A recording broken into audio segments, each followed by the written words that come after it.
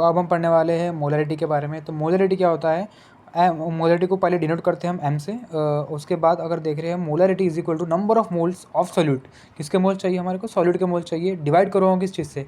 मैं वॉल्यूम से डिवाइड करूँगा उसका, वॉल्यूम ऑफ सॉल्यूशन। अब क्या में लेना है सॉल्यूशन? एम एल में लेना है या फिर लीटर में लेना है? उसको लेना है लीटर में। तो यहाँ पर है molarity is equal to number of moles of solute divide by volume of solution in litres. अब नंबर ऑफ मोल्स हमने देखा है, तो नंबर ऑफ मोल्स क्या होता है? गिवन जो वेट है, जो वेट दिया हुआ है क्वेश्चंस में, उसका मैं लिख लूँगा, उसको डिवाइड करूँगा उसके मॉलिकुलर मास से। तो जैसे यहाँ पर एक क्वेश्चन भी है 98 मोल, बहुत सिंपल क्वेश्चन है।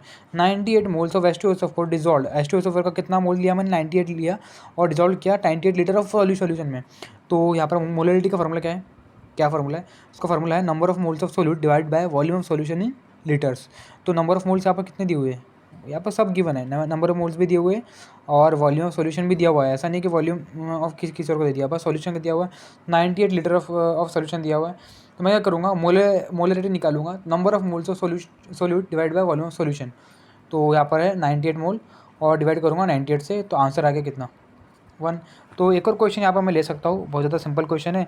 तो कोई भी अगर क्वेश्चन बनाए हम यहाँ से,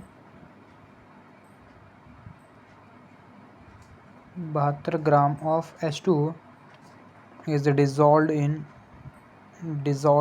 इन 2 litre of solution. 2 litre of क्या? सॉल्यूशन। तो इसका निकालना है, वो क्या निकालना है? इसका निकालना है मोलरिटी।